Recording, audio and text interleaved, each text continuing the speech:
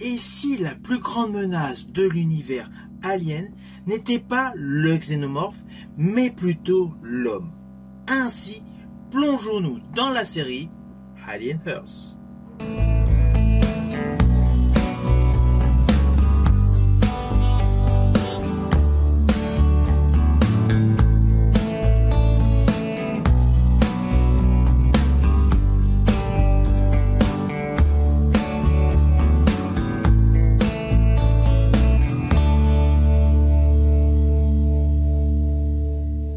Hello, c'est HR, votre chroniqueur. Alors aujourd'hui, je vais vous faire mon retour sur les 2 premiers épisodes de la série Alien Earth. Exceptionnellement, ma vidéo va comporter plusieurs spoils et surtout une interprétation que l'on peut imaginer autour du script. Bien évidemment, je vous préviendrai au moment opportun. Mais avant cela, je tiens à vous préciser que cette série est une série de qualité. Je rajouterai même que les 2 premiers épisodes surpassent Alien Covenant. Naturellement, c'est mon opinion. Ceci dit, je tiens à vous préciser que tout au long des 2 épisodes, il y a de nombreux clins d'œil à la saga Alien. Que ce soit les mouvements de caméra de David Fincher pour Alien dans les coursives, l'ambiance rétro avec l'ordinateur de bord Mother, véritable clin d'œil à Alien le 8e passager de Ridley Scott, qui est naturellement le producteur de cette série. En fait, lorsque l'on observe bien les 2 premiers épisodes, on s'aperçoit que cela regroupe toutes les idées innovantes du réalisateur Ridley Scott. Naturellement, le xénomorphe et les synthétiques. Ici et là, vous allez reconnaître pas mal de petits clins d'œil aux excellents films SF réalisés par Ridley Scott, c'est-à-dire Alien le 8e passager et Blade Runner.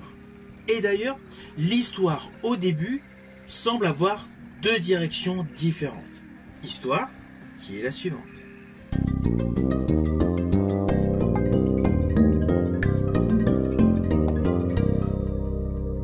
Alors, dès l'ouverture du premier épisode qui a pour titre Neverland, le pays imaginaire, d'ailleurs je préciserai le choix de ce titre qui est évident pour ce premier épisode, nous sommes en 2120. Nous réalisons que le monde est tout simplement dominé par des méga corporations et essentiellement pour dominer la technologie de l'immortalité via les cyborgs, les synthétiques, comme jadis dans Blade Runner. Là, on y découvre Marcy, une enfant malade, mais qui a un véritable potentiel intellectuel, qui est transférée dans le corps d'un synthétique. Et justement, elle choisit de prendre le nom de Wendy. Wendy, un personnage clé du dessin animé de Walt Disney, Peter Pan. D'où le titre Neverland, le pays imaginaire. Car lors de son transfert, pendant qu'elle est allongée, il y a la diffusion au-dessus d'elle du dessin animé Peter Pan. Elle devient ainsi la première hybride sous la tutelle d'un certain Mr. Kirsch. Parallèlement, il y a une deuxième histoire. Une histoire qui se concentre justement sur un vaisseau effectuant des expériences scientifiques sur des espèces découvertes à travers l'univers. Vaisseau qui est la propriété de Weyland Yutani. Dans celui-ci, justement, nous retrouvons toute l'ambiance du premier film Alien réalisé par Ridley Scott. Toute la colorimétrie, la photographie semble réellement être tournée en même temps que le premier film. Avec notamment le fameux ordinateur Mother. Là, nous découvrons un synthétique et il se passe quelque chose d'étonnant. Alors là, ne vous inquiétez pas, je n'irai pas plus loin sur les lignes scénaristiques sur ce qui se passe à ce moment-là pour que vous ayez la surprise. Mais sachez qu'on entre assez rapidement dans le vif du sujet. Ainsi, dès le début de ce premier épisode, nous avons une histoire des synthétiques qui fait hommage à Blade Runner. Et de l'autre côté, on a le laboratoire avec justement le xénomorphe qui fait hommage à Alien, le 8e passager. Vous vous doutez, au vu de la bande-annonce, les 2 histoires se regroupent à partir du moment où justement le vaisseau s'écrase sur Terre.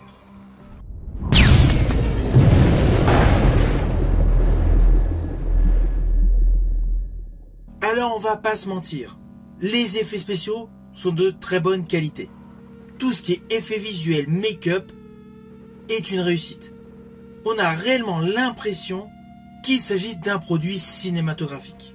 La réalisation est totalement immersive, les protagonistes sont parfaitement dans leur rôle, et c'est clair que l'entrée en matière des deux thèmes principaux de cette série est totalement prometteuse. S'ensuit naturellement l'épisode 2 qui est concentré sur l'équipe de sauvetage portée par le frère de Wendy qui arrive sur le lieu du crash et naturellement l'équipe des synthétiques conduite par Wendy qui vient également sur le site. Alors je vous le dis tout de suite, ce deuxième épisode est vraiment dans la catégorie horrifique. Le premier c'était plus de la mise en place des différents protagonistes avec un côté SF extrêmement soigné. Le deuxième épisode est davantage concentré sur un côté anxiogène, de l'angoisse et de l'horreur. Il y a plusieurs plans séquences de ce deuxième épisode qui font aisément penser à The Thing de Carpenter. À cela s'ajoute un effet gore extrêmement bien travaillé et des petits jumpscares bien placés où il faut.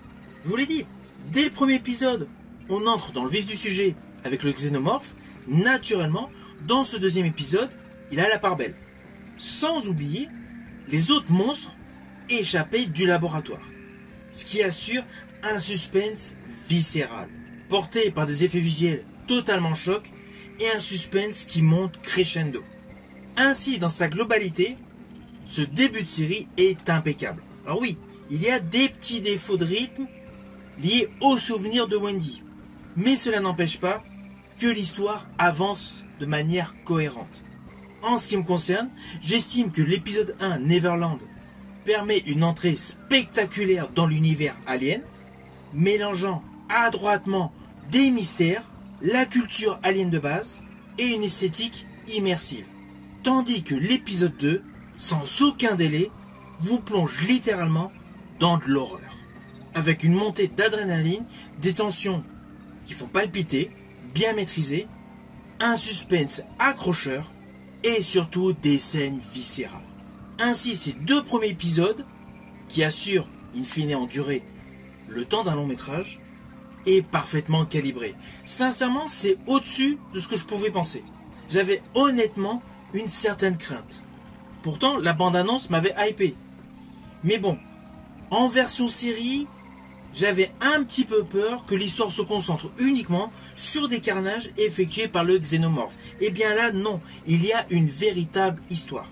Histoire qui est beaucoup plus profonde si on se concentre pleinement sur les différentes lignes de dialogue. Alors attention dans ce que je vais dire, il y aura quelques petits éléments de spoil.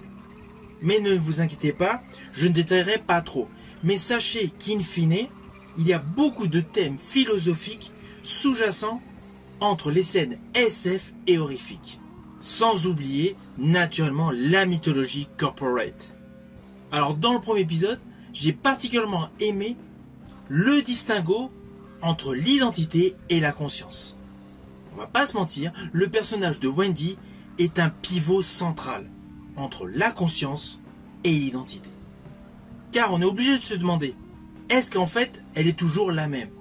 Elle a été transférée de corps, elle est passée d'un corps humain à un corps synthétique, et du coup, son esprit est-il toujours là? C'est une question qu'on peut se poser. Est-elle in fine toujours la même? Elle a beau avoir ses souvenirs. Elle le précise à son frère lorsqu'elle le rencontre, en lui relatant des éléments, des souvenirs de sa jeunesse. Mais est-ce qu'in fine, c'est réellement la même? Car en fait, il s'agit d'une âme numérique. Une âme qui est restée jeune, qui n'a pas vieilli, car elle était mise au départ dans un corps d'adulte. Du coup, l'âge et la perception sont à redéfinir, car c'est indéniable. Il y a un décalage entre son âge et son corps biologique. Elle a l'âge d'une enfant, le corps d'une femme. C'est le premier point important qui pousse à la réflexion. S'ensuit le corporatisme, car il y a certes le clan des hybrides, mais il y a naturellement un autre clan que vous allez découvrir dans cette série, c'est les Lost Boys, où justement travaille le frère de Wendy. De ce fait, le corporatisme dans cette série est vraiment la résultante d'un capitalisme total. Dans cette série, nous découvrons que les corporations détiennent tout simplement le pouvoir, les énergies, le contrôle de toutes les ressources et de toutes les technologies. Technologies qui poussent à l'immortalité. Et évidemment, une immortalité réservée à une classe sociale. Le luxe est réservé aux grands de ce monde. Lorsque l'on se concentre sur le postulat du corps de Wendy, en fait, sa conscience est brevetée. Le corps humain est devenu une véritable marchandise. Il y a donc de la réflexion autour du personnage de Wendy. Ceci dit, il ne faut pas penser que l'immortalité permet d'avoir un meilleur monde. Loin de là. L'immortalité qui est présentée dans cette série augmente le côté des inégalités. Car en fait, il s'agit d'une promesse dystopique d'une hiérarchie post-mortem. C'est pour cela que je vous ai fait cette phrase d'entrée pour ma vidéo. Est-ce que la véritable menace est le xénomorphe ou la nature humaine? Car on s'aperçoit au fil des 2 premiers épisodes, par le biais des expériences biologiques et par le biais de la création des synthétiques, qu'en fait, nous ne sommes pas en danger à cause des extraterrestres, mais à cause de la nature humaine qui est toujours prête à dépasser sa condition naturelle, c'est-à-dire sa condition de mortel, pour aller vers une menace qu'elle a tout simplement créée. Si vous attardez un peu plus longuement sur chaque plan séquence, vous allez réaliser qu'implicitement, le monstre, le xénomorphe, n'agit pas uniquement comme une machine à tuer, mais plus comme un catalyseur. Car si vous observez bien, vous allez vous apercevoir que tout simplement le xénomorphe n'est pas en premier plan, il reste en second plan, laissant implicitement l'oppression humaine au premier plan. Alors naturellement, on retrouve Weyland Company, la corporation impitoyable qui ne pense qu'à ses profits. Elle est comme d'habitude aussi dangereuse. Ça c'est le côté de la mythologie alien. Mais implicitement, on s'aperçoit qu'autour de la mythologie alien, il va y avoir une lutte sans merci avec implicitement des accords qui devront se faire pour lutter contre les xénomorphes. Alors perso, il y a une séquence, et là c'est un spoil visuel, que j'ai particulièrement aimé. C'est lorsque le synthétique survivant du crash asperge d'un liquide ocre, enfin beige, plutôt ocre beige, le xénomorphe qui le transforme en sachet, comme s'il portait un sac de viande sur le sol. Cet effet visuel est une pure réussite. D'ailleurs, comme la quasi-totalité des effets visuels de cette série, plus précisément des 2 premiers épisodes. Alors vous voyez qu'in fine, dans ma réflexion, je n'ai pas été trop loin, risque à vous spoiler sur les lignes scénaristiques de cette série.